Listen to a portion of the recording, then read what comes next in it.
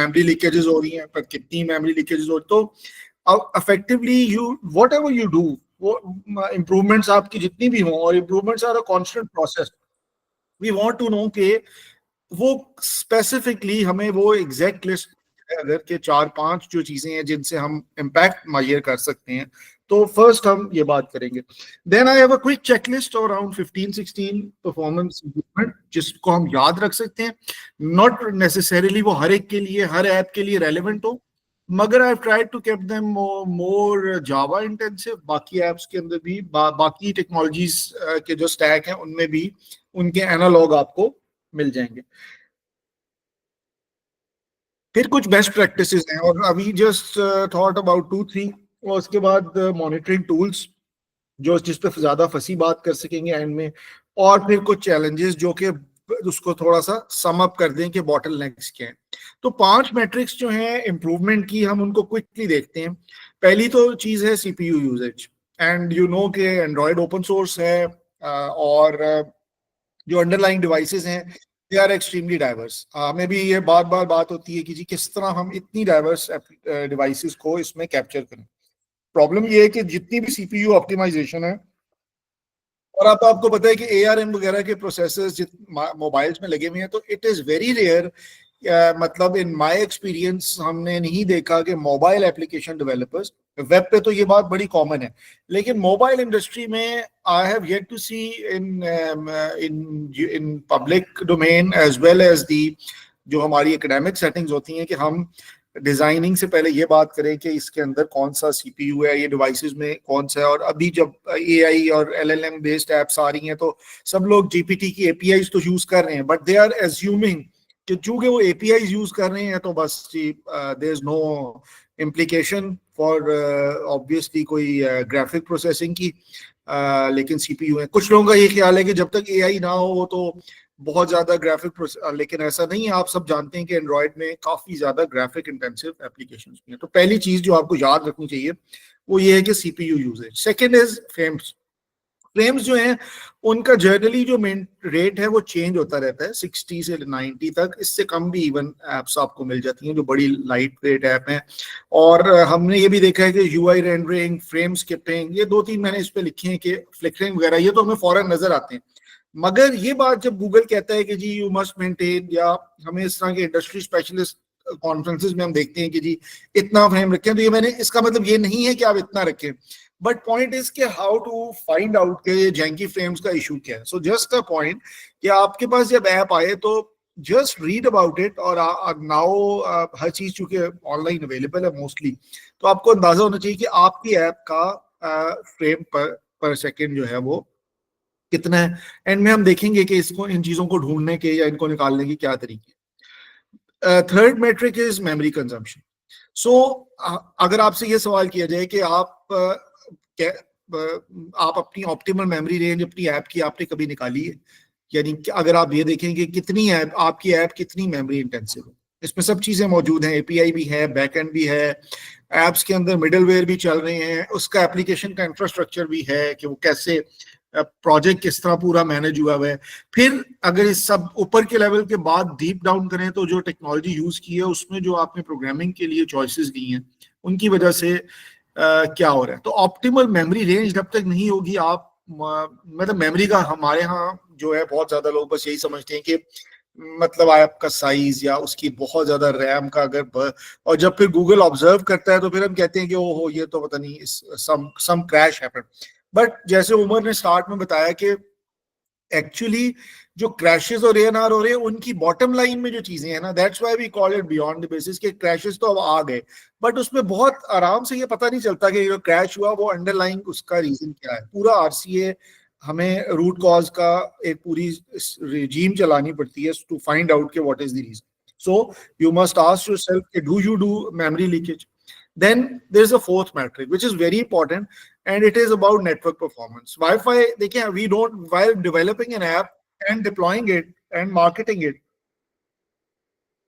हम ये बात कभी नहीं करते। आपने कभी नहीं देखी होगी कि जी ये ऐप जो है बड़ी वाईफाई इंटेंसिव है। हम एंड्रॉइड से स्टोर से डाउनलोड करते हैं, but these kind of things are rarely, there are in the background assumed होती हैं. नेटवर्क की congestions, nobody talks about that. Inconsistent connectivity, क्या हो रहा है. I let's say I mean I am a chess player, तो मैं chess की एप्स खेलता हूँ. मोस्टली एप्स जो है, यानी chess.com जैसी जो ऐप है और लीचेस जैसी, यानी chess.com जो है वो तकरीबन हर गेम के बाद दूसरा प्लेयर मिलने में 3 से 4 मिनट लग जाते हैं. So it's sometimes it's extremely irritating. और आप प्लेयर्स नजर आ रहे होते हैं कि जी 36,000 प्लेयर बैठा हुआ है, मगर why I am not able to reach a player. आप 2 मूव्स करते हैं, प्लेयर डिस्कनेक्ट हो जाता है, आप डिस्कनेक्ट हो जाते हैं. So it is the point. लेकिन जो लीचेस ने ऐप बनाई हुई है, जो चेस का एक ऑल्टरनेटिव है chess.com, it is a very stable app. वो आपको काफी देर तक ऑफलाइन देती है. अगर आप 5 मिनट की गेम खेल रहे हैं तो नेटवर्क से ये नहीं होता कि आप गेम ही हार जाएं. अगर आपका 1-2 मिनट नेटवर्क भी खराब हो जाता है, वो उसके अंदर बिल्ट इन हुआ है. हालांकि it is a cheap open source app. Fifth metric is up time and latency. So आपने अपने वर्क फ्लोज की लिस्ट, आई एम श्योर आपको पता है कि आपकी एप्स में कितने किस्म के वर्क फ्लोज चल रहे हैं. वो वर्क फ्लोज का इनपुट आउटपुट आपको पूरे उसके चैनल्स पता है. So consider your app as if it's, आप उसको इस तरह समझें कि वो एक एमुलेशन है, वो चैनल में चल रही है. It's a communication, your app is an abstract communicating device. तो अगर आप इस पर्सपेक्टिव से देखेंगे तो आप हमेशा ये देखेंगे कि ये जो मैं वर्क फ्लो डिजाइन कर रहा हूँ, it is a very good work flow. ये मुझे काफी प्रोडक्टिव होगा, बहुत यूजर्स अट्रैक्ट करेगा, बट इसकी लेटेंसी कितनी होगी. और अगर उसकी लेटेंसी ज्यादा होगी तो वो इतना इरिटेटिंग होगा कि आपके जो बेहतर वर्क फ्लोज हैं उनको भी कम कर देगा. सो ये पांचों मैट्रिक्स जो हैं, दे आर, आप इनको बेशक याद कर लीजिए. लाइक दीज आर चीज can be counted: up time and latency, network performance, memory consumption, frames and CPU usage. Frames इसलिए मैंने कहा क्योंकि लेआउट में ना बहुत ज्यादा ये चीजें यूज होती हैं. Coming to the check list, जो हमारा सेकंड पार्ट है, उसमें पहला क्वेश्चन ये, and I will go really fast because I don't want to make it a very academic and boring presentation. हम आपने क्वेश्चन नोट करते जाएं, then we will just discuss them over आखिरी time, जो हमारा लास्ट हाफ, बल्कि more than half है. सो app को आपने रिड्यूस करना है. आपने कितना रिड्यूस करना है? जैसे हमने बात करते हैं जी, ऐप, हर ऐप, मसलन हमने ये बात कई दफा देखी है कि ऐप को 10 MB से कम ले जाए या 15 MB से कम ले जाए. But how, I mean is it क्या वो डिजाइन टाइम के ऊपर आपने उसे एज अ डिजाइन कंस्ट्रेंट रखा है? क्या वाकई वो ऐप 10 MB से नीचे हो सकती है, या आप ये कहना चाह रहे हैं कि भाई आप जो ऐप बनाएंगे वो हमेशा इतनी छोटी होगी 10 MB से? It is not always possible. तो क्या कंस्ट्रेंट है, इसका एस्टिमेशन करना बहुत इंपॉर्टेंट है बिफोर इवन स्टार्टिंग टू, यानी आप उसे डेवलपर को देने से पहले एक मुनासिब एस्टिमेट लगाएं उसकी टाइम डिपेंडेंट ग्रोथ भी, कि उसके साइज में कोई इंक्रीज तो नहीं होना पड़ेगा. और फिर जब आप ऐप बंडल्स की, जब आप खुद एपीके की बजाय एंड्रॉइड के ऑटोमेटेड टूल से बंडल्स बनाएंगे, तो वहां पे ऐप वैसे भी ऑप्टिमाइज बहुत ज्यादा होगी. And then you can use Android size analyzer as well, जैसे ये कोटलिन में आप एपीके का एनालाइजर भी मौजूद है. फिर सेकंड, दी एक्टिविटी लीक्स.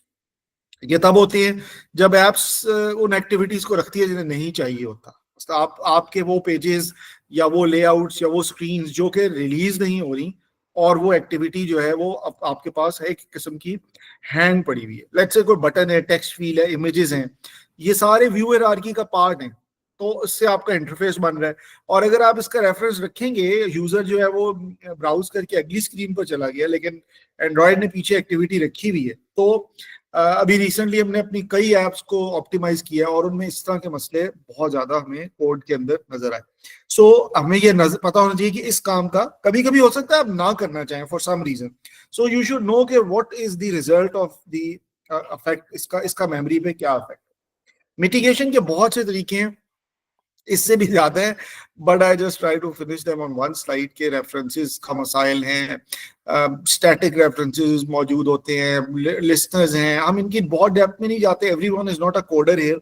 लेकिन इतना तो सबको पता ही है कि जो आपके कोड रिव्यू जो है, this 6 point, this is very important. तो आप डेवलपर को हमेशा, अपनी डेवलपमेंट टीम को ये बात कर सकते हैं कि क्या उन्होंने एक्टिविटी लीक्स को मिटिगेट किए कि नहीं.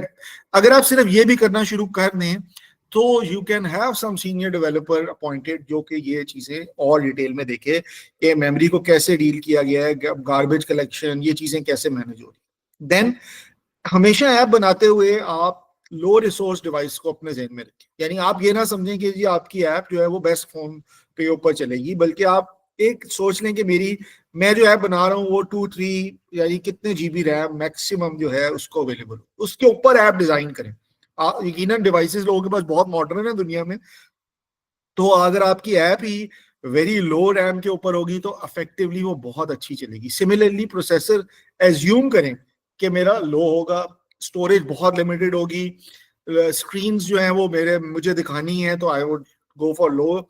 और एंड्रॉयड का आप ये नोट करें कि कितना पुराने से पुराना वर्जन होगा। हमने देखा है कि आप एंड्रॉयड के ब्रॉडली नए वर्जन पे कहते हैं, इन एंड में 20-25 डिवाइसेस जो हैं वो आउट ऑफ आपकी रेंज हो जाती है। सो इसमें भी optimize UI rendering, background task, smaller APK size और लो एंड डिवाइसेस पे आप टेस्ट कर सकते हैं। ठीक है, फिर एनक्रिप्शन है। मैंने ये देखा है कि एनक्रिप्शन के ऊपर बहुत रेयरली बात होती है। सीपीयू इंटेंसिव ऑपरेशंस है बहुत ज्यादा इसके, specially I have yet to see in local हमारी डेवलपमेंट में कि एनक्रिप्शन के ऊपर बैठ के कोई टीम डिस्कस कर रही हो कि हमारी ऐप जो है उसमें क्यों। रीजन ये है कि बहुत ज्यादा ऐप्स जो मार्केट में चल रही हैं वो इतनी सिक्योरिटी कॉन्शियस ही नहीं है, लेकिन इन साइड तो कई कई चीजों के ऊपर इंक्रिप्शन हो रही है। जो आप एंड्रॉइड की लाइब्रेरीज यूज कर रहे हैं, या जो इवन आप ये देखेंगे जो आपके यूजर, जहां पे आपके यूजर के स्कीमा बहुत ज्यादा पड़े हुए हैं, वो कहाँ पे बेस कर रहे हैं। अनलेस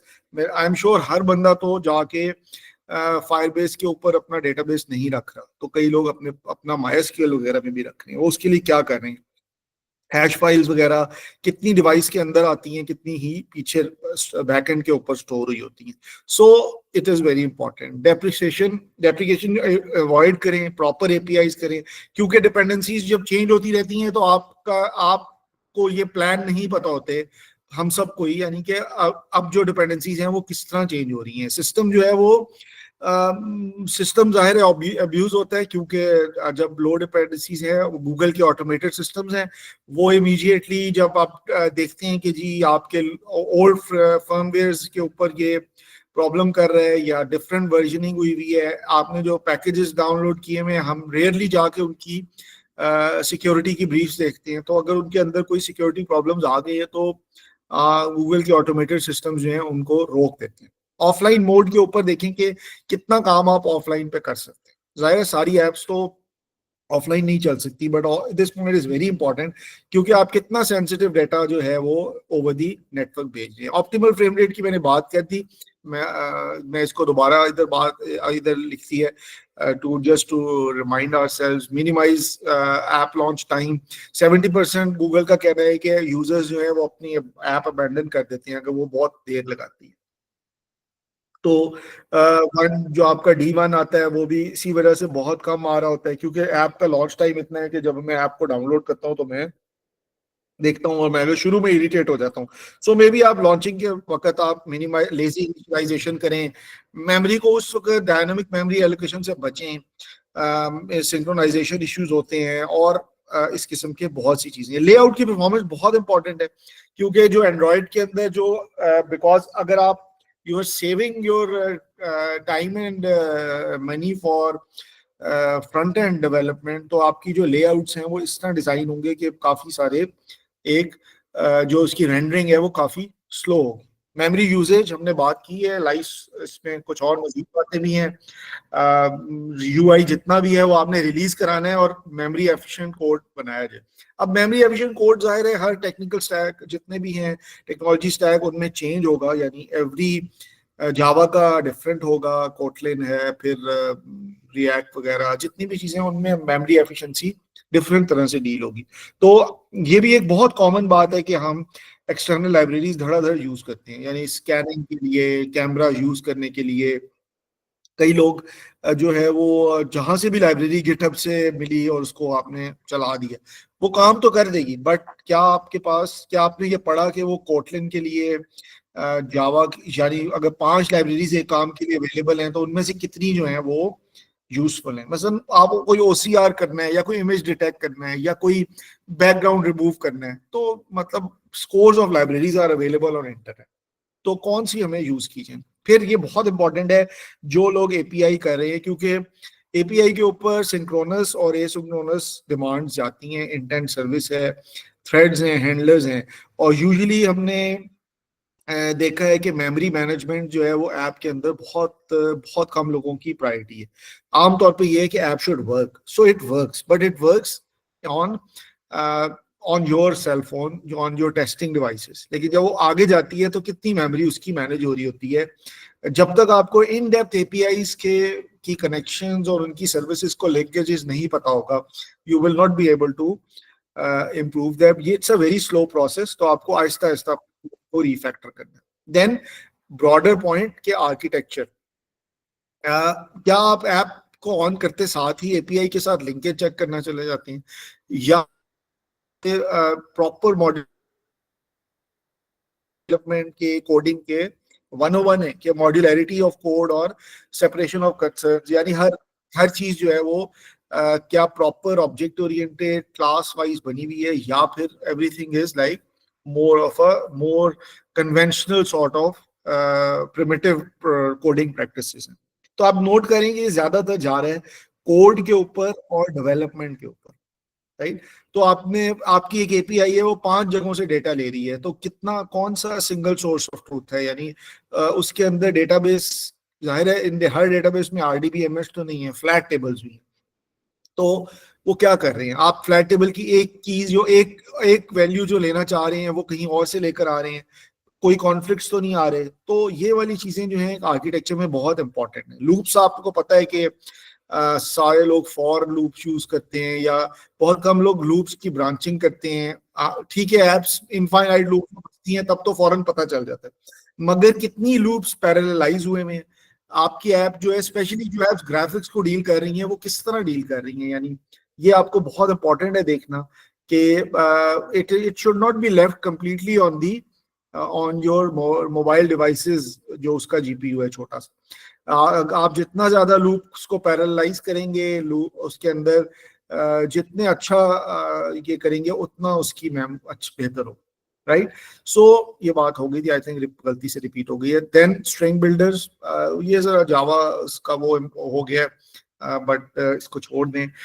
ऑटो बॉक्सिंग भी you can go and easily Google के, ऑटो बॉक्सिंग भी जावा की एक प्रिमिटिव डेटा टाइप्स को कन्वर्ट करने का तरीका। ये मैंने इसलिए लिखा कि अभी कुछ कोड्स एनालाइज करते हुए ये बड़ा इंपॉर्टेंट था, and I was myself trying to find out के ये डेटा टाइप्स जो है वो किस तरह कन्वर्ट हो रही है, right. So our third part is के बेस्ट प्रैक्टिसेस। हम 3 बहुत इंपॉर्टेंट है, इमेजेस और वीडियोस को ऑप्टिमाइज करें।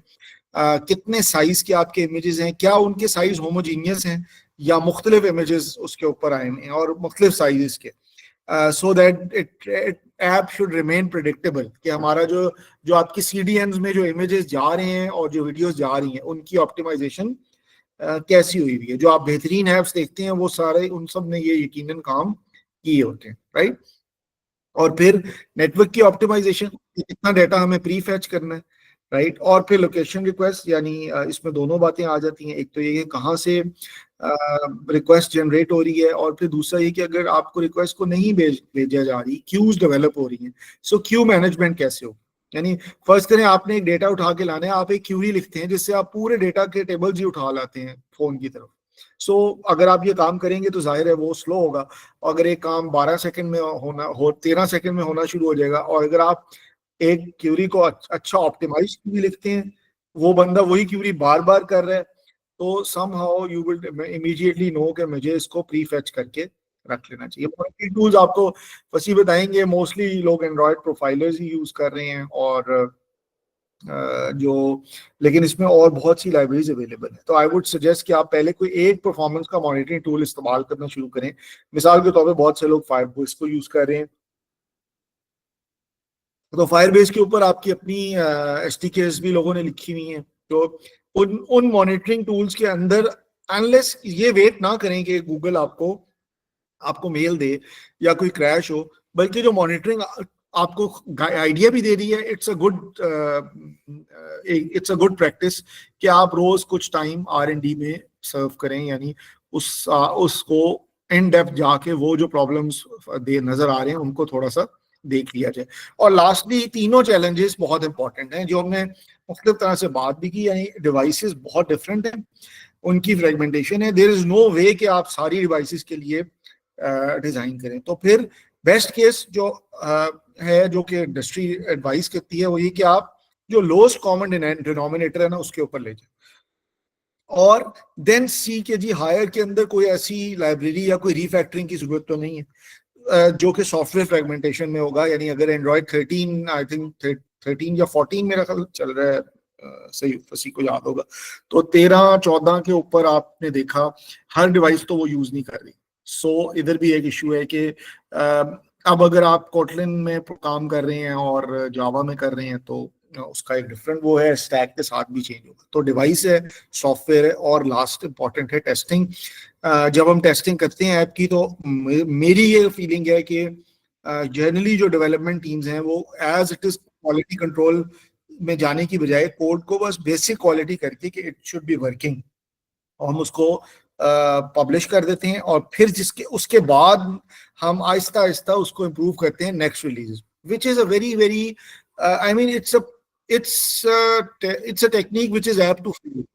तो आप टेस्टिंग को अगर फुल डिजाइन कर लें, टेस्ट यूनिट्स लिख लें जो कि प्रॉपरली लिखे हुए हों, एपीआईज को अगर एपीआई 7-8 कॉल्स दे रही हैं तो टेस्ट यूनिट्स हों, एपीआई को मुसलसल हिट हो, तो आई थिंक बहुत फायदा होगा, क्योंकि आप इन विद इन ऐप भी ये चीजें फिर बिल्ड कर सकेंगे कि मुझे मतलब आपके पास एक अपना छोटा सा फायर बेस टाइप चीज आ जाएगी कि मेरी अगर 10 या 15 या 20 ऐप स्टोर पे पड़ी हुई हैं तो उन सब के अंदर से मुझे लॉग्स आने लग गए automatically. So you can always design a dashboard जिसमें आपकी ऐप, जिसके अंदर फला ऐप में 4 परफॉर्मेंस के बॉटलनेक्स एक्सपेक्टेड हैं, दूसरी में 5 हैं, तो आपको उन सब ऐप्स का पता चल। सो मगर ये करने से पहले आपको काफी ज्यादा टेस्टिंग की फ्रेगमेंटेशन, यानी जितने भी टेस्ट टूटे हुए पड़े हुए हैं आपको एक एप्स के अंदर उनको क्लोज करना है। So this was all from my side. I am of course here, फसी विल अभी आपको कोई भी क्वेश्चन कर सकते हैं। सो हमारी डेवलपमेंट टीम भी बैठी हुई है और we can have a discussion.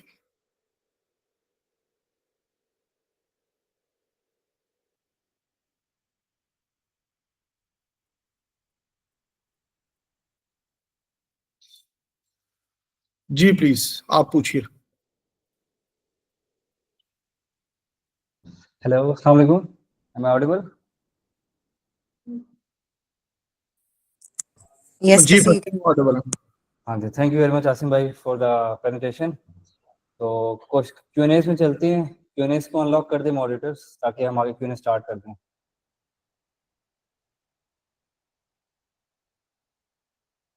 और हैंड रेज भी कर सकते हैं, अगर आपका कोई क्वेश्चन है वो आपको अलाउ कर देंगे। वीडियोस या कुछ भी आपने अगर वेबकैम से करना है, किस तरह भी करना है Q&A तो कर सकते हैं start.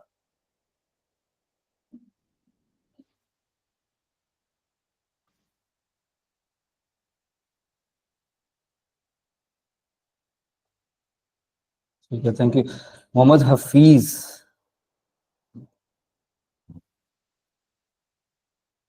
Yes I can see you,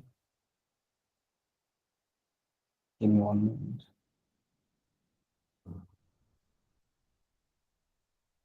Mohammad Hafeez अपना माइक ऑन कर दें जरा।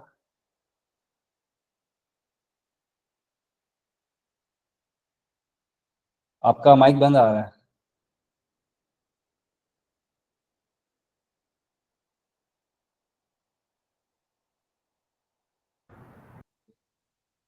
अस्सलाम वालेकुम। वालेकुम सलाम। अच्छा सर, बहुत शुक्रिया। टेक्निकल क्वेश्चन के ना परमिशंस के रिलेटेड है। जी फर्स्ट ऑफ ऑल तो ये बताएं कि ऑन स्क्रीन ट्रांसलेशन के लिए ठीक है। जो एक्सेसिबिलिटी की परमिशन होती है, बाद लोग ड्रा और वगैरह भी करते हैं, तो उसके लिए कौन सी सूटेबल है? दोनों तो सेंसिटिव परमिशन ही है। और उसके बाद फॉरग्राउंड परमिशन के रिलेटेड होता है, उसके भी काफी आजकल इशू आ रहे हैं, ऐप्स रिजेक्ट हो जाती हैं। जी थैंक यू। ठीक है, ये हमने परमिशन रिसेंटली अपनी एक ऐप में इम्प्लीमेंट की थी, तो इमरान आपको इजीली इसका कॉन्सेप्ट बता देते हैं। तो इसमें ये होता है कि दोनों हैं तो सेंसिटिव, लेकिन एक्सेसिबिलिटी हमें इसलिए ज़रूरी है कि हमने ऑन स्क्रीन पे जाकर ट्रांसलेट करना होता है कि कौन सी ऐप अभी जो है ना हमारी फॉरवर्ड में और कौन सी बैकग्राउंड में जा रही है। तो ऑन स्क्रीन ट्रांसलेशन के लिए हम ये एक्सेसिबिलिटी की सर्वर यूज करते हैं। तो जो इसका दूसरा एंड पे आता है इशू कि अप्रूव नहीं होती, उसमें ये होता है कि ये बहुत ही सेंसिटिव है कि हम पूरा यूजर का डाटा गेट कर रहे होते हैं उसकी पूरी डिवाइस को। तो इसको क्लियरली एक डायलॉग में ना हम शो करवा देते हैं यूजर को कि ये चीज सिक्योर है कि आपका डाटा हम कहीं भी यूज नहीं कर रहे ना। तो इस तरह ये अप्रूव हो जाती है। तो नहीं, दोनों ही जरूरी है इनके लिए। बहुत शुक्रिया। नहीं, एक्चुअली क्वेश्चन ये है, वो दो क्वेश्चन अलग अलग थे।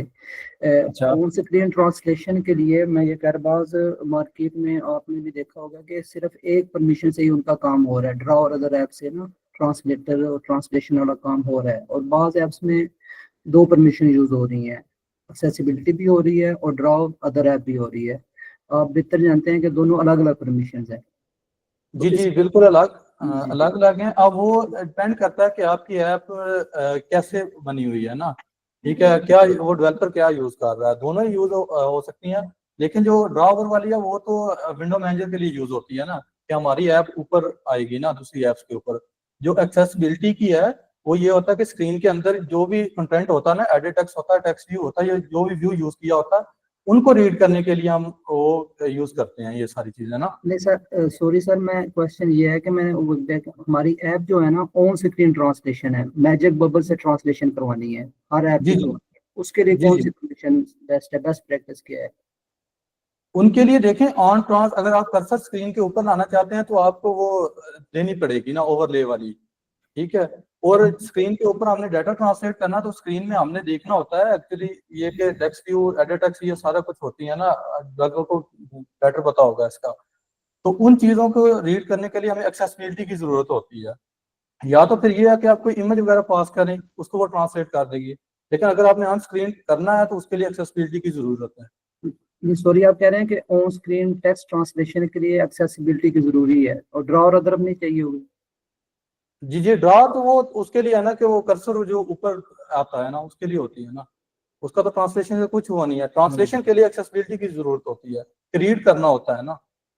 नहीं, उस ऐप के लिए ओवरऑल यानी ये फंक्शनैलिटी ऑपरेट करवानी है तो ये दोनों चाहिए होंगी या एक से काम चल जाएगा? सॉरी समझ नहीं आया, दोबारा बताना। ये वाली जो फंक्शनैलिटी है ऑन स्क्रीन टेक्स्ट ट्रांसलेशन वाला काम करवाना है तो उसके लिए जी जी एक्सेसिबिलिटी भी चाहिए होगी और ड्रा और अदर ऐप दोनों परमिशन रिक्वायर्ड होंगी या एक से काम हो जाएगा? नहीं, दोनों चाहिए होगी ना दोनों चाहिए होंगी।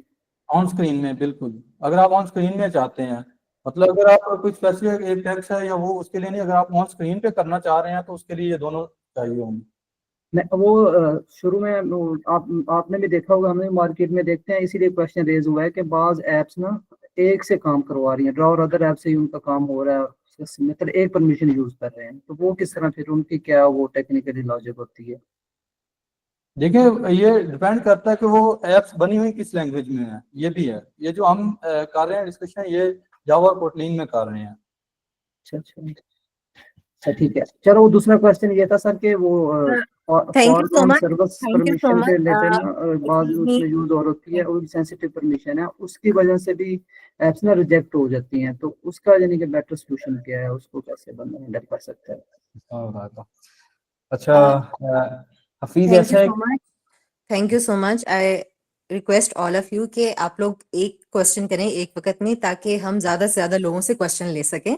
And if you have more than one question तो आप हमारी हेल्पलाइन ज्वाइन कर सकते हैं, और उसका लिंक वगैरह जो है आपको मैसेजेस में शेयर कर दिया जाएगा, वहां पे जो है क्वेश्चन पूछ सकते हैं, और वहां पे आपको डिटेल में आंसर भी कर दिया जाएगा। तो लेट्स डू दिस के सबको जो है मौका मिल सके। Thank you so much. Any other question? और हफीज, अगर बेशक आप कॉल के बाद भी लास्ट में हम आपका ये क्वेश्चन का आंसर दे देंगे कि ये सस्पेंड होती है, रिजेक्ट, उसकी रीजन क्या होती है, उससे बचना कैसे है। हाँ, सुल्तान अबू बकर, यस आप। अस्सलाम वालेकुम। वालेकुम सलाम। हेलो। एप्लीकेशंस बनाते थे तो उससे आपकी बहुत आवाज ज्यादा कट जो गई है थी, हाँ, जरा रिपीट कर दें हेलो इसको। अब मैंने बोला पहले हम एप्लीकेशंस बनाते थे अपनी एक्टिविटी बेस, तो उससे क्या होता था कि टोटली ऐप हमारी एक्टिविटीज पे चल रही होती थी। उसकी वजह से हम पहले रिलेटिव और लीनियर यूज करते थे, तो उससे ऐप हमारी परफॉर्मेंस बहुत स्लो हो जाती थी। अब हमने अपनी ऐप्स को, सारी ऐप्स को फ्रेगमेंट्स पे शिफ्ट कर दिया नैव ग्राफ के ऊपर, ठीक है, और अपने लेआउट्स को सबको कंस्ट्रेंट लेआउट पे शिफ्ट कर दिया। मगर फिर भी हमारी ऐप की जो क्या होता है कि हम जो टेस्टिंग डिवाइस पे टेस्ट कर रहे होते हैं तो बेहतर चल रही होती है। जैसे ही वो लाइव पे जाती है तो क्रैशेस तो नहीं, एनआर बहुत जनरेट हो रहे होते हैं। तो वो रीजन समझ में नहीं आ रहा होता कि हम अपनी ऐप के एनआरस को किस तरह से रिड्यूस कर सकते हैं। देखिए आपके ऐप में जो भी और टास्क है जो 5 सेकंड से ज्यादा को हो रहा है ना, उसको मेन थ्रेड पे ना करें। जब भी कोई भी टास्क, हैवी टास्क जो बैकग्राउंड थ्रेड पे हमें करना होता है ना, बैकएंड पे, तो उसको हम मेन यूआई थ्रेड पे करते हैं ना, और वो 5 सेकंड से ज्यादा हो जाता है तो वो ANRs आते हैं। तो इनको हमें ऐसे हैंडलिंग करना कि जितने भी हैवी टास्क हो या कोई ऐसा हो जो यूआई थ्रेड पे जरूरी ना हो, तो उसको हम बैकएंड पे वो कर लें, बैकग्राउंड थ्रेड तो पे। ये चीजें तो हम कर रहे होते हैं, कोड रूटीन सब चीजें संभाल कर रहे होते हैं, जी मगर जी। फिर भी हमारे पास क्या होता है, जब वो जैसे ही ऐप लाइव होती है तो जो हमारे सैमसंग और जो अच्छी आर्किटेक्चर की डिवाइस है वो सब पे सही चल रहा होता है। आपने देखा होगा कि फायरबेस पे मुख्तलिफ डिवाइसेस शो हो रही होती हैं, उन पे एनआर जनरेट हो रहे होते हैं। उनका क्या सॉल्यूशन है हमारे लिए? उनपे यही है कि देखा जाए कि किस तरह के एनाज आते हैं, इंचेस के आ रहे हैं या इंचेस बड़ा होने पे आते हैं अक्सर, ठीक है। तो इनका अगर ये या एनाज तो मोस्टली यही आते हैं कि जब यूआई थ्रेड जो है ब्लॉक होता है 5 सेकंड से ज्यादा, तो बिल्कुल एनाज, बिल्कुल बिल्कुल बिल्कुल। ठीक है। तो मगर तो ये जो जो जी जी बोले। ये देखें कि अगर खाली यूआई से लगाओ तो खाली यूआई से एनाज नहीं आते। जब कोई ऐसा हैवी टास्क हम मेन थ्रेड पे करते हैं तब भी आते हैं। तो मतलब ये है कि यूआई से थोड़ा हट के हमें बैकएंड पे देखना है, बैकएंड एंड से ये एनाज आ रहे हैं। बिल्कुल, उस बैकएंड को भी हम हैंडल कर रहे होते हैं। यूआई को तो हम हैवी इमेजेस को ग्लाइड या पिकासो या कॉल से लोड करवा कर उनको परफॉर्म कर रहे थे, मगर जो हम एक्शन परफॉर्म करवा रहे होते हैं उनके लिए कोर रूटीन्स और मुख्तलिफ बैकएंड थ्रेड्स के जो लिए जो भी लाइब्रेरीज इस्तेमाल कर रहे होते हैं। मगर जी जी। उनकी जो मैं क्वेश्चन मेरा ये है कि सैमसंग पिक्सल्स इन पे हमारी अच्छी परफॉर्मेंस आ रही होती है, मगर बिल्कुल। कुछ ऐसी डिवाइसेज हैं जिसकी वजह से हमारे एनआर्स बहुत ज़्यादा जनरेट हो रहे होते हैं। तो उनमें एनाज का तो यही है कि कोशिश करें बैकग्राउंड साइड पे उसको करें ना, तो मोस्टली अच्छा, फ्रेगमेंट्स पे हम आते हैं। तो फ्रेगमेंट्स में कोई इशू नहीं रहता। एनाज का पता है जब आपकी यूआई होती है 5 अच्छा, हम अपनी जो है बैटरी ऑप्टिमाइज और किस तरह से हम इसको देख सकते हैं कि इसका कोई टूल हो कि हम अपनी जो भी बैटरी ऑप्टिमाइजेशन को और उसको किस तरह से कोल्ड स्टार्ट टाइम को किस तरह से मैनेज कर सकते हैं? देखिए जो स्टार्ट टाइम है उसका तो यही है कि जैसे ऐप स्टार्ट होती है, जो फर्स्ट एक्टिविटी स्प्लैश होती है जो भी होती है, उस पर कोई ऐसा हैवी टास्क या कोई ऐसी चीज लोडिंग ना हो जो टाइम टेकिंग हो। तो जो हमारा फर्स्ट टाइम ओपन टाइम होता है वो रिड्यूस, ऑटोमेटिक रिड्यूस हो जाएगा। अगर हम उधर कर रहे हैं, हैवी टास्क कर रहे हैं, तो वो टाइम लेगा। यूआई में उसको कुछ ऐसे रिड्यूस। कोई जेसन वगैरह ऐसी लगी हुई है, एनिमेशन हैवी लगी हुई हैं, तो वो चीजें टाइम लेंगी। इन चीजों को रिड्यूस करना होगा। हमारे जो रिसोर्सेज होंगे ना, उनको हमें देखना होगा। ठीक है, क्योंकि हम स्प्लैश पे जैसे ही रिमोट कॉन्फ़िग से वैल्यू फेच कर रही होती है उस पर कनेक्टिविटी का, फिर उसकी वजह से हमारी स्प्लैश को कोल्ड स्टार्ट टाइम स्लो हो रहा होता है। देखें, जी जी बिल्कुल, रिमोट कॉन्फ़िग आप गेट कर रहे हैं ना, अगर तो आपने रिमोट कॉन्फ़िग ऐसी है कि स्प्लैश पे वो यूज होनी है, तो उसको स्प्लैश पे करें, नहीं तो उसको एप्लीकेशन क्लास में करें। तो इससे आपका काफी ये कह लें कि रिमोट कॉन्फ़िग अगर आप हम स्प्लैश से निकालते हैं ना, तो हमारा सीधा सीधा 3 सेकंड जो है ना वो टाइम रिड्यूस होता है। अबू बकर, मेरा इस पे व्यू है। जी अबू जी बकर, आपको आवाज आ रही है? जी जी जी। अच्छा, इसमें ना ये है कि थोड़ा सा ना हमने ये देखा है कि जब आपके पास ANR क्रैशेस आते हैं ना, तो चूंकि हमारे यहाँ डेवलपमेंट टीम्स में ना इंजीनियरिंग या R&D की अलग टीम्स यूजुअली नहीं होती।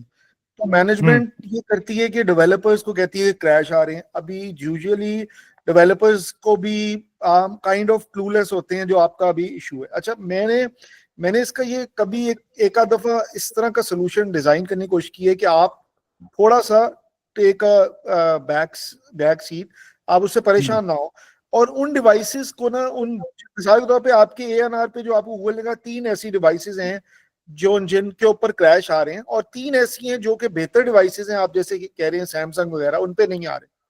तो आप जरा सी बैकग्राउंड स्टडी करें कि वो जो प्रोसेस क्रैश हुआ है इन तीनों डिवाइसेस में, जिन पे आ रहे हैं और जिन पे नहीं आ रहे, उनके बीच में वो कोर पॉइंट क्या है। बस मिसाल के तौर पे अगर कोई क्रैश आया किसी एपीआई पे या किसी सर्विस पे या किसी रेंडरिंग पे, किसी लेआउट पे, किसी बटन पे, तो आप जरा चेक करेंगे ऑप्टिमल डिवाइस के ऊपर, लेट्स से आपने सैमसंग उसके ऊपर नहीं आया और एक और पुरानी डिवाइस पे आ रहा है, तो जरा go back on forums and find out कि वो जो पूरा डिवाइस इस पे आ रहा है उसके और इसके बीच में वो एग्जैक्ट लिंकेज क्या है। और आप यूजुअली देखेंगे कि आपको मतलब 6 और 7 टाइम्स आउट ऑफ 10 वो लिंकेज मिल जाएगा, 3 टाइम्स फिर भी नहीं मिलेगा, लेकिन जो मिल जाएगा ना उससे आपको बहुत ज्यादा फायदा हो जाएगा। यानी आप अगली दफा जो है ना काफी प्रिडिक्ट कर लेंगे कि इन डिवाइसेस पे तो ये ऐप बैठ जाएगी। I mean that is my take. Thank you. अच्छा, thank you very much Sultan. अच्छा, बहुत thank मोहम्मद इरफान, आपने हैंड रेज किया हुआ है, you can open your mic. अस्सलाम वालेकुम। वालेकुम सलाम, कैसे हैं सर? अल्लाह का शुक्र। अच्छा सर, मेरे सवाल हैं छोटे छोटे लेकिन हैं दो। Sure sure. अच्छा, एक तो ये है कि हमारे यहाँ ना एक ANR आ रहा है बार बार ना, नेटिव पूल वंस वाला। एक तो ये ट्रैक नहीं हो रहा कि ये किस वजह से आ रहा है, ठीक है। दूसरा ये है कि ऐप ओपन का जो शो रेट है ना उसको किस तरह से ऑप्टिमाइज किया जा सकता है। बस, अस्सलाम वालेकुम। ठीक है। अच्छा, ये जो ऐप ओपन का है तो इसको आप इनिशियलाइज कहाँ पे कर रहे हैं? इसको अगर तो आप इसको स्प्लैश पे कर रहे हैं, ठीक है, तो आपने स्प्लैश पे हमने इनिशियलाइज किया, यूजर आया स्प्लैश पे, रिक्वेस्ट चली गई, ठीक है। अब आपको पता है कि स्प्लैश वाले ऐड का CTR सबसे ज्यादा होता है हमारा, ठीक है। यूजर बाहर गया ऐप से, दोबारा वो ऐप में नहीं आ रहा अगर, ठीक है, या ऐप को किल करके आ रहा, तो वो हमारी रिक्वेस्ट जाहिर होगी ना। सही। तो इसको हम ये कर सकते हैं कि स्प्लैश से आगे जाके इनिशियलाइज करवाएं, यानी कि अगर ऐप ओपन है या कोई भी ऐड है उसको उधर ही लोड करवाएं जिधर उसको शो करवाना। अब हमने ऐप ओपन को लोड करवा के तो रख लेते हैं, यूजर बाहर जाएगा दोबारा ऐप में आएगा तो वो शो हो जाएगा, ठीक है। लेकिन अगर हम स्प्लैश पे करते हैं तो इसका सबसे ज्यादा शो रेट इस वजह से गिर जाता है कि जितनी बार यूजर आता है उतनी रिक्वेस्टें चली जाती हैं, जबकि इंप्रेशन उतने नहीं होते। तो कोशिश करें इसको स्प्लैश से आगे ले जाए ना। अगर हम आगे ले जाते हैं और फिर भी यूजर बाहर जाने के बाद वापस नहीं आता, देन तो वो तो ऑब्वियसली वो तो एक रिस्क है ना, वो देखना पड़ेगा ना कि अगर ऐप आपकी कौन सी है। अगर ऐसी ऐप है जिसमें वो सेटिंग से परमिशन लेने के लिए या इमेज क्लिक करने के लिए या करने के लिए जाता है तो उसमें आप करवाएं। तो ये सिनेरियो देखना होगा ना, अपने ऐप के हिसाब से हैंडल करना होगा इसको। इसमें मेरा एक और ये है कि मसला जो फेस हुआ है वो ये है कि जब हम खुद मतलब अपने उससे भेजते हैं ना यूजर को बाहर परमिशन लेने के लिए, या जो हमारा कोई एक्शन परफॉर्म करने के लिए बाहर जाता है और वापस उसने आना ही होता है, वहां पे अगर हम लगाएं तो वो मॉडिफाइड एड की वायलेशन दे रहा है बार बार। भाई देखिए, वो कोई आपने कंसेक्टिव एड्स दिखा रही हैं सेम। नहीं, लेट्स सपोज अब हमने कैमरा की या कोई और एक सेटिंग से परमिशन दिलवानी थी उसको, हमने उसको कहा कि जनाब आप सेटिंग में चल जाएं, वहां से वो जब परमिशन देकर वापस आता है तो हमने ऐप ओपन लगाया हुआ था, तो यहाँ पे वो कह रहा है कि आपने ना मॉडिफाई किया हुआ है ऐड के बिहेवियर को, तो इस पे उसने वायलेशन दी है हमें। ये तो फिर एडमो बैंक से होगा, वैसे ऐसी वायलेशन होती नहीं है। ऐसी अगर ऐसा आपको आ रहा है कि आपको पता है कि यार वो ऐड हमारा जरूरी है, तो उससे पीछे कोई ऐड ना दिखाएं। वो ज्यादातर ऐसे होता है मोर एड, वो वाली वायलेशन आती होती है, ठीक है। अलग है और मॉडिफाइड एड्स की अलग है।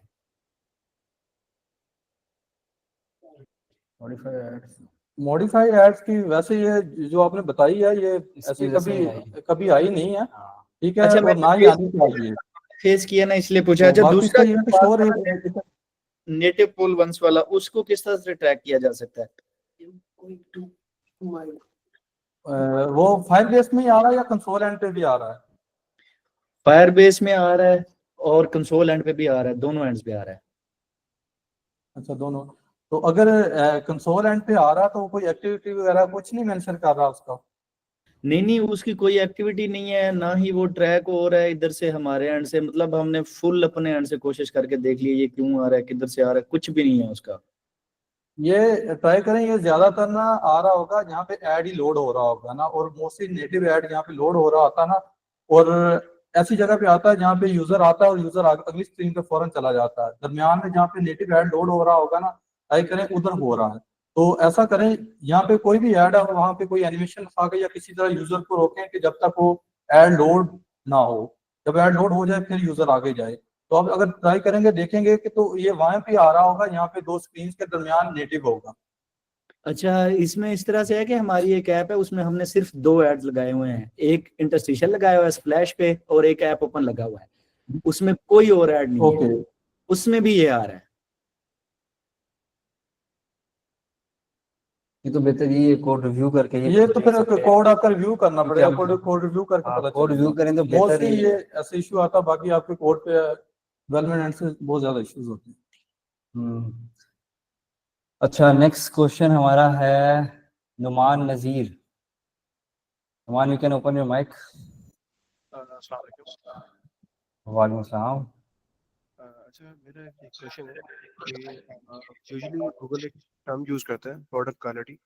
मोस्ट ऑफ द थिंग्स हर बार वो एक चीज रिपीट करता है कि प्रोडक्ट क्वालिटी पे काम करें, बट द प्रोडक्ट क्वालिटी अगर उसके एक वर्ड देखे वो एक बहुत बड़ा वर्ड बन जाता है, लाइक उसके कंडीशंस बहुत ज़्यादा आ जाती है, हमें ऐप परफॉर्मेंस आ जाती है, यूजर की फंक्शनैलिटी आ जाती है, तो like what will be the best practices for, अगर मैं बात करूँ कि ऐप परफॉर्मेंस की, तो उसके लिए like is there is any benchmark, जैसे कि हमारे पास ऐप ओपन का एक टाइम होता है, किसी एक बेंचमार्क हमने मेंशन किया होता है, तो इज दैट काइंड ऑफ कोई बेस्ट प्रैक्टिसेस शेयर कर सकते हैं हमारे साथ जिससे प्रोडक्ट क्वालिटी गूगल के अकॉर्डिंग उसको मीट कर सके? अच्छा, प्रोडक्ट बाय प्रोडक्ट क्वालिटी आप ये कह रहे हैं कि गूगल आपको कहता है कि प्रोडक्ट क्वालिटी इंप्रूव करें, राइट? तो आप ये कह रहे हो कि आप ऐप ऐसी बनाते हो जिसमें जो मतलब ज्यादा बड़ी होती है और उसमें ऐप परफॉर्मेंस का इश्यूज आते हैं, राइट? नहीं, परफॉर्मेंस वाइज हमारी एप्लीकेशन जो फायरबेस पे शो कर रहा होता है एवरीथिंग लाइक इम्प्रूवमेंट ही शो कर रहा होता है, बट जब हमारी कोई बात डायरेक्टली गूगल से होती है तो they only say that one thing के improve your product quality, and वो कोई स्पेशली कोई एक बेंचमार्क भी असाइन नहीं कर रहे थे हमें कि यहाँ पे कोई इशू है, लाइक मोस्टली कंसोल एंड पे होते हैं क्योंकि प्रोडक्ट्स वाइज वो देख रहे होते हैं, तो is there is any kind of best practice that you can share with us? अच्छा, बेस्ट प्रैक्टिसेस में ऐसा ही है। देखें, प्रोडक्ट क्वालिटी तो आपको अगर वो कहते भी रिकमेंड भी करते हैं कि बेहतर करें तो उसके कोई बेंचमार्क एग्जैक्ट होता नहीं है, बट फायरबेस पे आपको पता है कि वाइटर्स आ रहे होते हैं, आपको पता है कंसोल पे अगर आप प्ले कंसोल पे जाएं वहां पे वाइटर्स आ रहे होते हैं, आपकी कैटेगरी वाइज ऐप की बेंचमार्क्स आ रहे होते हैं कि आपको अपनी ऐप का साइज इससे कम रखना है। फायरबेस में जाएं तो अब आप परफॉर्मेंस में मॉनिटरिंग में अगर चले जाएं, वहां पे आपका ऐप का स्टार्ट टाइम आ रहा होता है, तो वहां पे जितने भी बेंचमार्क आपके पास वहां पे आ रहे होते हैं उसी को मेंटेन करके आप ऐप बेटर कर सकते हैं। बट कोई प्रॉपर ऐसा नहीं है कि मेरी प्रोडक्ट की क्वालिटी इन चीजों से ही बेहतर हो। मतलब फॉर एग्जांपल आप, मैं अगर ये नहीं कह सकता आपको कि स्प्लैश का टाइम अगर तुम अभी स्प्लैश टू नेक्स्ट स्क्रीन जिसमें आपके फॉर एग्जांपल ओपन एड्स आते रहते हैं, तो मैं ये नहीं कह सकता कि स्प्लैश का टाइम कम कर दोगे तो तुम्हारी प्रोडक्ट की क्वालिटी बेटर हो जाएगी। प्रोडक्ट की क्वालिटी बेटर, उसमें बहुत चीजें आती है, परफॉर्मेंस भी आती है, आप ये भी आता है कि आपकी प्रोडक्ट में आप क्या करवा रहे हो वो कोई कॉमन चीज नहीं है, कुछ यूनिक चीजें हैं उनमें भी प्रोडक्ट क्वालिटी आ जाती है। तो जरूरी नहीं है कि आपकी ऐप की परफॉर्मेंस पे ही प्रोडक्ट क्वालिटी डिपेंड करे। हाँ, अगर आपने ऐप परफॉर्मेंस को मेंटेन रखना है तो गूगल के बेंचमार्क आप प्ले कंसोल पे देख रहे होगे, साइजेस भी आते हैं, इनर कैशेस वैसे भी आप देखते रहते होगे, तो उसको अगर आप मेंटेन रखोगे तो आई गेस बेटर हो जाएगी ऐप क्वालिटी से। But make sure to focus on UI और जितना भी आपकी ऐप के अंदर फंक्शन चल रहे हैं या जो भी आपकी चीजें चल रही हैं जो आप ऐप यूजर से करवा रहे हो वो वेरी यूनिक हो, वो भी प्रोडक्ट क्वालिटी पे डिपेंड करता है। ठीक है। अच्छा, द थिंग इज दैट के यूआई यूएक्स और जो ऑनबोर्डिंग होती है वो काफी ज्यादा हम मिनिमलिस्टिक डिजाइन के साथ जा रहे होते हैं, एंड Exactly. या but one more question is that के हमारे पास एक चीज होती है, स्किप फ्रॉम माय माइंड, या लेट हम लोग फायरबेस और पे तो चेक कर रहे थे परफॉर्मेंस वाइज, अगर मैं बात करूं कि मैं चेक करना चाह रहा हूं अपनी एप्लीकेशन की रैम कितनी कंज्यूम कर रहा है, बैटरी ड्रेन तो नहीं है, is there is any other tool जिससे मैं वो चीज चेक कर सकूं? रैम कितनी यूज हो रही है आपने दूसरा क्या कहा? लाइक बैटरी ड्रेन, लाइक मेरी एप्लीकेशन कितनी बैटरी ड्रेन कर रही है। बैटरी ड्रेन, अच्छा नहीं, क्या इसका देखें, इसके ऐसे टूल्स में ये स्लाइड के मैंने थर्ड या फोर्थ लास्ट जो आपकी प्रेजेंटेशन की फोर्थ लास्ट स्लाइड में मैंने कुछ मेंशन किए टूल्स। उन टूल्स में जैसे आपका अगर आप उसमें आ जाएं तो कुछ टूल्स ऐसे हैं फाइबर्स के अलावा के जो कि आप यूज करके आप ये चीज रैम ट्रैक कर सकते हैं। ऐसे बैटरी का मुझे आइडिया नहीं है कि बैटरी ड्रेनिंग आपकी ट्रैकिंग ट्रैक उसकी होती है कि इस डिवाइस से बैटरी ड्रेन होती है, इस पे नहीं होती, बैटरी यूज ज्यादा है, उसकी ऐसे कोई ट्रैकिंग टूल हमने अभी तक यूज नहीं किया। बट जो रैम यूजेज वाला है उसके टूल्स अवेलेबल हैं, वो मैं जब आपसे प्रेजेंटेशन शेयर करूंगा ग्रुप में तो उसमें जो टूल्स 2-3 मैंने मेंशन किए फाइबर्स के अलावा वो एक बार यूज करके आप देख लेना। ओके, एक्चुअली मैंने लेट ज्वाइन किया था, तो अगर मुझे आप एक दो टूल्स लाइक नाम बता दें ताकि मैं अपने पास नोट डाउन कर दूं। अच्छा श्योर, मैं स्लाइड ओपन करूं? मैंने उसमें ज्यादा मेंशन किए थे। अगर आपके पास स्लाइड शो हो रही है मेरी? जी जी हो रही है। स्लाइड असम स्लाइड, हाँ ये थैंक यू आसिम भाई। इसमें जो हम देख रहे थे जैंक स्टैट लाइब्रेरी, ये भी एक है। इसमें एंड्रॉइड ऐप बेंचमार्क्स, इनमें कुछ में आपको रैम यूसेज तो आपको एंड्रॉइड स्टूडियो भी शो करता है या नहीं करता अभी? यूजर स्टैट की वैसे पड़े हुए हैं, ऐप्स पड़ी होती हैं, उनसे आप अपनी बैटरीज वगैरह या बाकी सारी चीजें देख सकते हैं ना, यूजेज स्टैट्स के नाम से ना, तो उधर से आप ये सारी चीजें देख सकते हैं। क्या नाम बताया वैसे, सॉरी? जी जी, मैंने कहा यूजर स्टैट्स की ना ऐप्स पड़ी होती हैं प्ले स्टोर पे ना, तो उनसे आप ये अपनी बैटरीज वगैरह और ये सारा कुछ देख सकते हैं ना। Yes, okay okay, thank you so much. No problem. Next question is from Ehtesham Abbas. अस्सलाम वालेकुम भाई, आवाज आ रही? जी जी यस, वालेकुम सलाम, आ रही है। अच्छा, वो पहले क्वेश्चन किया था कि नेटिव टूल वंस का जो एएनआर आ रहा है, बेसिकली क्रैश नहीं है, एएनआर है। और मैंने न्यू ऐप 14 में सारी तो अभी पब्लिश की, उसमें नेटिव ऐड लगाया ही नहीं है, लेकिन फिर भी वो रिकॉर्ड हो रहा है और हमारी हर ऐप में वो जो रिकॉर्ड हुआ है उसका कोई सोल्यूशन नहीं है, कोई मतलब वो ट्रैक नहीं हो पा रहा। अब नेटिव है पूरी ऐप में नहीं है, अच्छा सिर्फ ठीक बैनर है, ऐड है, बैनर और इंटरस्टिशियल है सिर्फ।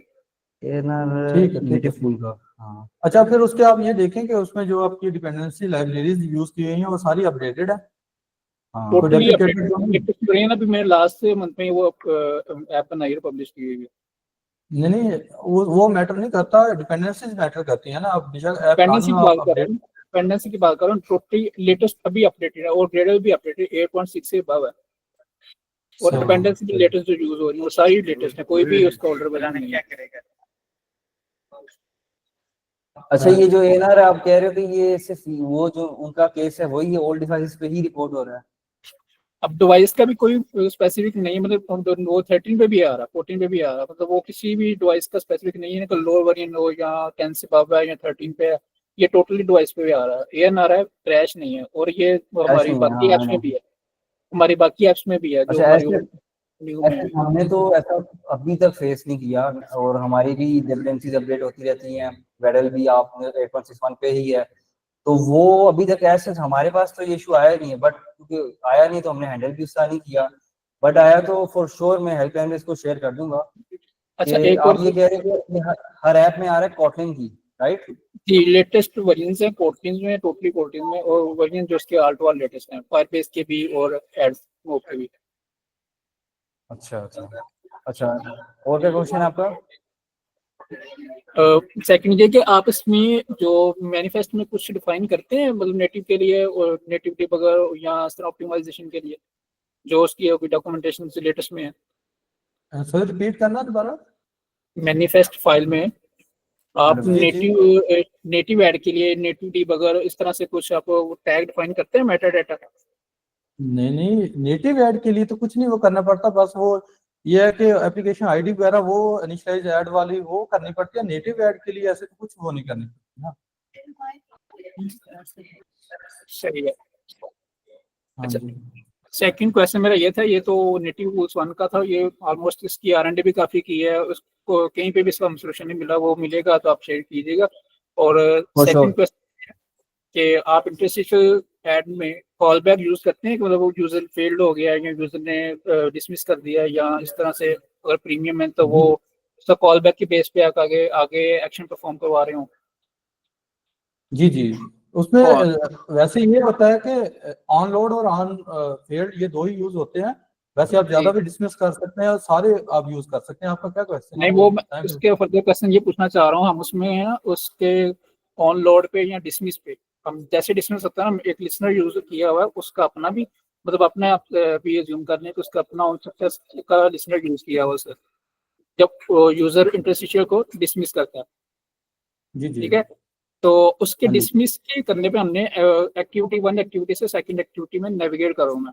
अब वो जब डिसमिस ओके। के दौरान ना वो 2 सेकंड का ऑलमोस्ट, वो 1 से 2 सेकंड का डिले देता है लिसनर जो ठीक है। कॉल बैक को रिसीव होने में, डिसमिस के क्लिक पे। तो इसका कोई आइडिया है आपको?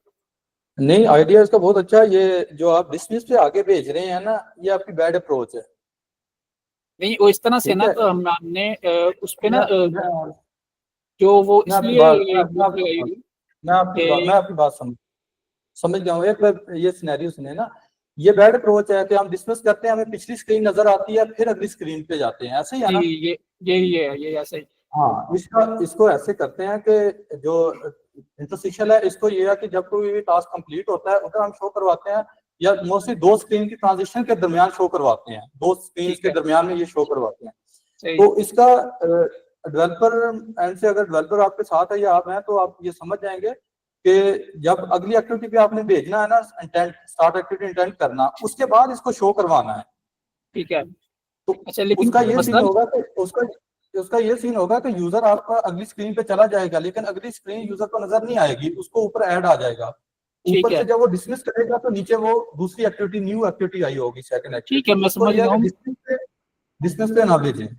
मैं समझ गया हूँ। मैं अपनी ऐप से बाकी ओल्ड ऐप में कर भी रहा हूँ, लेकिन मेरा सिनेरियो ये है कि मैंने इस केस में ना मैंने उसको यूजर को डायलॉग लोडिंग डायलॉग शो करवाना 1 सेकंड के लिए, फिर ऐड शो होता है। तो वो जो डायलॉग शो होगा वो तो एक्टिविटी के ऊपर शो होगा ना, तो इसलिए जी मैंने जी, ये वो कॉल बैक डायलॉग तो लगाया। बिल्कुल, जी जी बिल्कुल। आप इसका ये सीन है ना कि जब आप स्टार्ट एक्टिविटी कर रहे हो, इंटेंट भेज रहे हो, ठीक है, उसके बटन के क्लिक पे या जिस पे भी वो डायलॉग शो करवा दें, हैंडलर लगा दें, 1 सेकंड का, 2 सेकंड, 30 सेकंड, जितना आप चाहते हैं, उस हैंडलर के अंदर आप उस न्यू एक्टिविटी में भेज दें। और जब न्यू एक्टिविटी में भेजेंगे तो उसके उसके बाद ये ऐड शो करवा दें, रन ऑन यूए थ्रेड करके। आप अपना हैंडलर लगा दें, हैंडलर लगा के रोक सकते हैं उसको 3 देर के लिए, वो पहली फर्स्ट एक्टिविटी कर रहेगा। अच्छा, मतलब थैंक यू आप एक क्वेश्चन है प्रशांत। आप एक हमारे पास और लोग भी हैं जिन्होंने क्वेश्चंस करने हैं, तो ऑलरेडी टाइम हो गया है, 1 आवर हो गया है मेरे ख्याल से मीटिंग को। तो आपको फिर भी कोई क्वेश्चन है तो आप हेल्पलाइन पे मैसेज कर सकते हैं। इमरान भी अवेलेबल है, वहाँ मैं भी अवेलेबल हूँ, आपको रिप्लाई कर दें। ठीक है, ठीक है। Thank you very much. अच्छा, next question is from RK Knight. Yes, अस्सलाम वालेकुम। सर, मेरा क्वेश्चन ये है कि ऐप बेसिकली ऐप की साइज़ और परफॉर्मेंस के बेसिस पर है। मैं स्पेसिफिक उसको साइज़ पे रखूँगा। जिस तरह आपने कहा है कि साइज़ जो है वो हमारे पास हम पहले ही डिसाइड कर लेते हैं 10 MB पर किस तरह हमने करना है डिज़ाइन करते हुए, और कम्प्लीटली सारे आर्किटेक्चर वाइज वो सारे। लेकिन मेरा क्वेश्चन ये है कि हर ऐप जो है वो वरी करता है डिफरेंट कैटेगरी वाइज। जिस तरह भी एडिटिंग ऐप्स हो गई तो वो उसकी साइज़ अलग हो जाती है, क्योंकि वो लाइब्रेरीज और बाकी सारी चीज़ें उसमें इंक्लूड हो जाती हैं। इस तरह से अगर ई कॉमर्स ऐप उसमें APIs और बाकी, तो उनका साइज़ उसके अकॉर्डिंग हो जाता है। तो हम कैसे कैटेगरी वाइज हम आइडेंटिफाई करेंगे कि हमारी ऐप के लिए परफेक्ट साइज कौन सी मतलब है, मतलब 10 to 20 MB है या 20 to 50 MB है, वो हम स्पेसिफाई कैसे करेंगे अपनी कैटेगरी वाइज। और दूसरा जो है उसको फिर रिड्यूस करने के लिए सबसे ऑप्टिमल वे कौन सा यूज़ करेंगे, क्योंकि थर्ड पार्टी लाइब्रेरीज अगर हम दूसरी यूज़ करें तो उसके थ्रू फीचर वाइज अगर उसमें एडिशन कर रहे हैं तो वो उससे और ज़्यादा इंक्रीज हो रहा है, और अगर हम कुछ अपना वो करते हैं तो वो बहुत ज़्यादा टाइम कंज्यूमिंग हो जाता है। तो उसके अकॉर्डिंग आप सर मुझे गाइड कर लीजिए। साइज रिड्यूस करने के लिए पहले तो ये है कि आपकी कोई भी एक्स्ट्रा डिपेंडेंसी या एक्स्ट्रा कोड ऐसा कुछ भी मटेरियल नहीं होना चाहिए। सेकंड ये है कि हैवी रिसोर्सेज नहीं होने चाहिए। जो भी आपकी सोर्स फाइल, ड्राइवेबल फाइल है, ठीक है, अगर आप PNG वो यूज कर रहे हैं, उनको कोशिश करेंगे वेब पी में कन्वर्ट करके यूज करें, और ट्राई करें कि कम से कम ऐप के अंदर रखें। मोस्टली ये है कि अगर आपकी बड़ी ऐप है उसके लिए आप एपीआई यूज करें, सर्वर पे रखें ऐसी चीजें, तो इससे आपका साइज रिड्यूस हो जाएगा। और ये मेक श्योर कि कोई भी एक्स्ट्रा डिपेंडेंसी ना हो ना, कोई एक्स्ट्रा मॉड्यूल, कोई कोड एक्स्ट्रा ना हो। अस्सलाम वालेकुम। सॉरी मैं यहाँ पे कुछ ऐड करना चाहूंगा। जी जी आपने एक बात की थी अभी कि ना ऐप के साइजेस किस तरह से हम फाइनल कर सकते हैं कि क्या साइज, ऑप्टिमल साइज क्या होना चाहिए। जी इसके लिए ना हम एक वर्किंग करते हैं पीरियोडिकली अपने ऑफिस के अंदर। हम उसके लिए करते हैं कि हम ना कैटेगरी वाइज कंपैरेटर्स का एनालिसिस करते हैं। ये एक वर्किंग बड़ी इंपॉर्टेंट होती है। इसके अंदर अगर आप हमें कहेंगे तो हम नेक्स्ट सेशन के अंदर हम आपको उससे कुछ इसमें स्टैट्स भी शेयर कर देंगे कि कौन सी कैटेगरी के अंदर क्या साइज ऑप्टिमल है किस तरह की एप्स का। जैसे कि अगर एक बैकग्राउंड चेंजर की ऐप है, या एक लेट्स सपोज एक ट्रैवल की ऐप है, या एक आपकी फोटो एडिटिंग की ऐप है, एक फोटो एडिटिंग की ऐप जो कोलाज बनाती है, उसका एक ऑप्टिमल साइज है इस टाइम उस कैटेगरी के अंदर जिसमें आप काम कर रहे हैं। वो हमें कंपैरेटर्स को देख के और टॉप परफॉर्मिंग ऐप को देख के अंदाजा हो जाता है। तो ये एक वर्किंग पीरियोडिकली मायदा में हो रही होती है। अगर आप लोग इसमें इंटरेस्टेड हैं तो हम इसकी कुछ रिजल्ट्स आप लोगों से भी शेयर कर दिया करेंगे। जी ज़रूर सर, क्योंकि जी। यहाँ पे प्रॉब्लम ये आ रही होती है, मेजॉरिटी हम जब भी ऐप्स बना रहे होते हैं कि वो मतलब जो कंपैरेटिवली ऐप्स होती है उनके साइज के साथ कंपैरिजन, और दूसरा फिर हम अपने आपको ऑप्टिमाइजेशन तो हम अपने साइट्स पे कर लेंगे, लेकिन हमें वो टारगेट नहीं होता कि हम कहाँ तक हमने अचीव करना है और कितना मोर एफिशिएंट और कितना और ज्यादा करना है। ये बिल्कुल ठीक है फसी। आप ना ये नेक्स्ट हमारे जो सेशन होगा ना हमारा हेल्पलाइन के अंदर ना इसकी एक रिपोर्ट प्लीज शेयर कर दें, जिसके अंदर हम ना कैटेगरीज को डिफाइन कर दें इन लोगों के लिए कि कैटेगरीज में ऑप्टिमल साइजेस क्या हैं, तो इनके लिए बेहतर हो जाएगा। Thank you sure sir. ठीक है, जी ठीक जी है। जी, नेक्स्ट क्वेश्चन प्लीज। नेक्स्ट। अच्छा, इसमें एंड्रॉयड Yeah. एंड्रॉयड का ना अगर आप गूगल अभी आप देखोगे ना, तो अभी मैंने इमीडिएट पहले नहीं किया, लेकिन आप ऐप साइज के लिए ना गूगल भी एक सर्विस देता है ऐप क्वालिटी की। हमने स्लाइड्स में लिखा भी था कि जो ऐप बंडल्स है ना, उस वक्त गूगल एटलीस्ट आपको ना ये तो नहीं बताता कि आप रिड्यूस कैसे करें, लेकिन उसको कंप्रेस करके बता देता है। गूगल वैसे ये कहता है कि ऑन एवरेज जो एंड्रॉयड पे एप्स पड़ी हुई है ना, उनका साइज 12 MB है। तो unless you have an extra ordinary apps, iOS कहता है कि हमारी एप्स ऑन एवरेज 35 है। तो देखिए एवरेज जो है ना, वो आप समझे उसको इंडस्ट्री एवरेज ले लें, यानी 12 का मतलब ये है कि आपकी app unless it's an extra ordinary app, जैसे उमर ने अभी बताया इन्होंने कि आप कंपैरेटर्स को देखते हैं तो आपकी ऐप क्या एक बिल्कुल यूनिक ऐप है उन ऐप्स की निस्बत, तो आइडियली मतलब वो 12 MB से छोटी होनी चाहिए if it's a conventional sort of app. तो ये भी आप एक पैरामीटर सोच सकते हैं। जी ठीक है, thank you sir. Thank you very much. Next is Mohammed Hurera. Yes.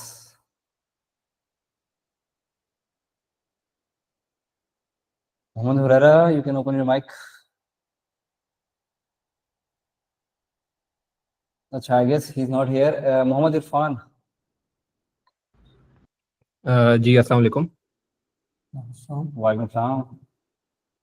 मेरा ये क्वेश्चन था कि आप अपनी प्रोडक्ट्स में आपने एंड्रॉयड प्रोफाइलर का मेंशन किया हुआ था, तो आप लोग अपने प्रोडक्ट्स में एंड्रॉयड प्रोफाइलर से कैसे पिन पॉइंट करते हैं कि आपको बेस प्रोफाइलर किस यूजर जर्नी पे किस की पॉइंट्स में इंटीग्रेट करने की जरूरत है, उसके टेस्ट केस लिखने की जरूरत है, ये आप कैसे करते हैं?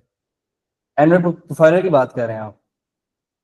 जी जी, एंड्रॉयड प्रोफाइलर आपने मेंशन किया था ना, तो अगर हाँ, आपने बेस बिल्कुल। प्रोफाइल के टेस्ट केस जर्नीज डिफाइन करनी है तो आप उसमें क्या की एलिमेंट्स चेक करते हैं बेस प्रोफाइलर में, एंड्रॉयड प्रोफाइलर में, ताकि उसकी आप यूजर जर्नीज लिख सकें और बेस प्रोफाइल? अच्छा, हम ना ऐसे एंड्रॉइड प्रोफाइलर तो यूज नहीं कर रहे, लेकिन आप यूजर जर्नी किस चीज की बात कर रहे हैं? यूजर जर्नी आप ऐसा फनल की बात कर रहे हैं? आपने बेस प्रोफाइल इंटीग्रेट किया अपनी ऐप में परफॉर्मेंस के लिए? बिल्कुल किया था लास्ट में। नहीं, हमने वो तो अभी तक इम्प्लीमेंट नहीं किया, बेस प्रोफाइल नहीं किया।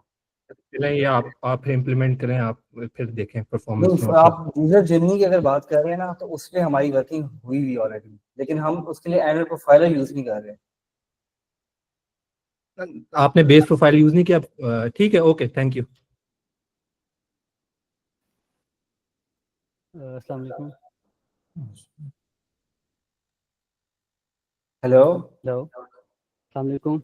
वालेकुम सलाम। हमारा अच्छा, एक्चुअली ना मैंने थोड़ा लेट ज्वाइन किया था, तो मेरा क्वेश्चन था ना वो रिटेंशन रेट के ऊपर था। तो अभी हमारी जो कुछ ऐप्स हैं उनके ऊपर ना रिटेंशन रेट जो होता है डे 1 का, वो तो ऑलमोस्ट 20 to 25 होता है, but with the passage of time जब हम डे 7 की तरफ आते हैं तो रिटेंशन रेट डिक्रीज करके 2 to 3% पे आ जाता है। जबकि जब गूगल से जब डिस्कशन होती है तो वो भी यही कहता है कि अपने क्वालिटी के ऊपर वर्क करें, तो उससे आपका रिटेंशन रेट इंप्रूव हो सकता है। से हुरैरा, हमारी इस पे लास्ट एक वेबिनार हो चुका है रिटेंशन पे, तो आप अगर वो अरे हमारा नहीं, मैं इसके ऊपर ना जरूर थोड़ी सी बात जरूर कर लेते हैं, थोड़ी सी बात जरूर कर लेते हैं। हुनैरा, इसमें यह है कि मुझे थोड़ा सा बताते हैं किस कैटेगरी में काम करते हैं आप लोग मोस्टली? एक्चुअली हमारे टूल्स की भी एप्स हैं, ठीक है, एजुकेशन बेस्ड भी एप्स हैं, तो एडिटिंग एप्स भी हैं, जैसे क्लास मेकर हो टूल्स, गए। ठीक है, टूल्स, एडिटिंग और एजुकेशन, इन तीनों के लिए ना, मैं टूल्स के लिए तो नहीं खैर, लेकिन एजुकेशन और जो आपकी ये है एडिटिंग, इसके अंदर तो देखें, गूगल के साथ भी अगर आप बात करते हैं और अब आप लोगों को बताते हैं तो वो आपको बताते होंगे कि आप इसके अंदर नोटिफिकेशंस और कॉल बैक्स इंप्लीमेंट करें। आपने वो इंप्लीमेंट की हुई है? जी, नोटिफिकेशन और कॉल बैक्स इंप्लीमेंटेड है। उनको और इम्प्रूव करें। उसके अंदर ये है कि जो नोटिफिकेशंस के अंदर जो नए फीचर्स अब आ रहे हैं, जिसके अंदर आप जो है वो क्या बोलते हैं उसको, डीप लिंकिंग जब आप करते हैं, जब आप ऐप के किसी स्पेसिफिक फीचर के ऊपर जाके यूजर को लेके जाते हैं और कंटेंट के थ्रू यूजर को एंगेज करते हैं और इन नोटिफिकेशंस, ये दो चीजें आप ट्राई करके देखें, आपको फौरन रिस्पॉन्स आएगा। अपने नोटिफिकेशंस के अंदर कंटेंट ऐड करें और वो कंटेंट कोशिश करें कि आप जिफ बेस्ड कंटेंट ऐड करें, जो कि मतलब एनिमेटेड कंटेंट हो, और उस कंटेंट की बेस के ऊपर ऐप के अंदर डीप लिंकिंग ऑन करें और किसी फीचर के ऊपर लेके जाएं यूजर को डायरेक्टली। जब आप ये चीज ऑन करेंगे पीरियोडिकली आफ्टर 24 आवर्स, तो आपकी D7 और D14 के ऊपर एक पॉजिटिव इंपैक्ट आएगा। ठीक हो गया। और अगर हमारी social apps like video downloader इस टाइप की, कंटेंट की बेस के ऊपर आपको उस पर खेलना पड़ेगा। वीडियो डाउनलोडर के अंदर भी जो नोटिफिकेशंस, अगर मैं टॉप एप्स के देखूं, मैं आजकल मॉनिटर कर रहा हूं टॉप एप्स के नोटिफिकेशंस, तो अगेन जो चीज मैं देख रहा हूं ट्रेंड में, वो ये है कि उन्होंने एनिमेटेड कंटेंट पुश कर रहे हैं नोटिफिकेशंस के थ्रू, और उस एनिमेटेड कंटेंट की वजह से आपको कॉल बैक क्लिक आता है। ठीक हो गया। थैंक यू सो इसके मच। ऊपर आप एक अटेम्प्ट करें, फिर हमें जरूर बताइएगा कि आपको रिजल्ट्स क्या है। हमें हेल्पलाइन के अंदर बताइएगा, हम बाकियों से भी शेयर करेंगे कि अगर ये चीज वायबल है तो फिर और लोग भी इंप्लीमेंट करें। चल ठीक है, थैंक यू सो मच। जी, थैंक यू वेरी मच। ठीक है, thank you very much everyone. I guess that was the last question. तो इस सेशन को Can I ask one more question? Numan, it's already 5:50, so we have to end this today. It's ठीक है, still we have our helpline जो live है, होती है हर वक्त ही। आप वहाँ पे क्वेश्चन चलें करें। फंसी, एक मिनट, क्या क्या क्या अनुमान पता है? Sure. क्योंकि वो एक आंसर उन्होंने दिया था कि हम समटाइम्स इंटरसेशनल कॉल करते हैं एंड जी। इंटरसेशनल क्लोज कर देते हैं, but the thing is that कि वो यूजर हमारा ना प्रीवियस स्क्रीन पे ही रहता है एंड आफ्टर सम टाइम वो नेक्स्ट स्क्रीन को मूव कर लेता है। तो इसका जो क्या सोल्यूशन हो सकता है? क्योंकि मैं भी, आपने कहा था कि आप उसको इंटरसेशनल पहले दिखाते, सॉरी स्क्रीन पहले मूव कर ले, स्क्रीन को मूव करके एंड बैक एंड पे, और इतने में उसका ऐड आ जाएगा, तो जब वो क्लोज करेगा तो इवेंचुअली वो दूसरी स्क्रीन पे ही होगा। तो लाइक इसका क्वेश्चन इसका था कि आप थोड़ा सा ये एक टेक्निकल क्वेश्चन है, मेरा ख्याल है आप ना हेल्पलाइन पे हैं आप हमारी? या आई एम। आप हेल्पलाइन में मैसेज करें, आपको भी प्राइवेटली हेल्पलाइन के अंदर इसका पूरा एक्सप्लेन कर देते हैं। जवाब फंसी हेल्पलाइन पे इसका पूरा एक्सप्लेन आंसर कर देते हैं, ये हो जाता है, नो प्रॉब्लम। ठीक है। अच्छा, दूसरा आप लोग हमें जरूर हेल्पलाइन पे एक और बात बताएं। मैं एक बात पूछना चाह रहा था आप सबसे कि ये जो टाइमिंग्स है हमारे इन सेशंस की, आप इन्हें वीकडेज में रखना चाहते हैं या आप लोग चाहते हैं कि हम इन्हें वीकेंड्स में मूव कर दें? आप लोगों के लिए बेहतर क्या है, हमें जरा फीडबैक दें इस बारे में, हमारी हेल्पलाइन के ऊपर हमें बताएं, हम ताकि उस हिसाब से इन सेशंस की इफेक्टिवनेस बढ़ाने के लिए, अगर आप लोग चाहते हैं तो हम इन्हें सैटरडे या संडे को भी प्लान कर सकते हैं आपके लिए। So let us know about that. तो और इसके अलावा हेल्पलाइन हमारी जरूर ज्वाइन करें। इसके अलावा अगर आप में से किसी के पास भी ऐप्स हैं और आप लोग उन ऐप्स को पब्लिश करना चाहते हैं और स्केल अप करना चाहते हैं, तो मायदा के पास इन्वेस्टमेंट्स अवेलेबल है मार्केटिंग के लिए और कैंपेनिंग के लिए। अगर आप उन इन्वेस्टमेंट्स को यूटिलाइज करना चाहते हैं तो reach us out and we can help you out with that as well. Thank you so much. Fasi, anything else from your side, कुछ कहना चाहते हैं? दैट्स ऑल जी, थैंक यू सो मच जी फॉर ज्वाइनिंग, बहुत बहुत शुक्रिया आप सबका, और नेक्स्ट टाइम इंशाल्लाह मिलते हैं। Thank you very much. Thank you very much. Allah Hafiz, Allah Hafiz, Allah Hafiz, Allah Hafiz.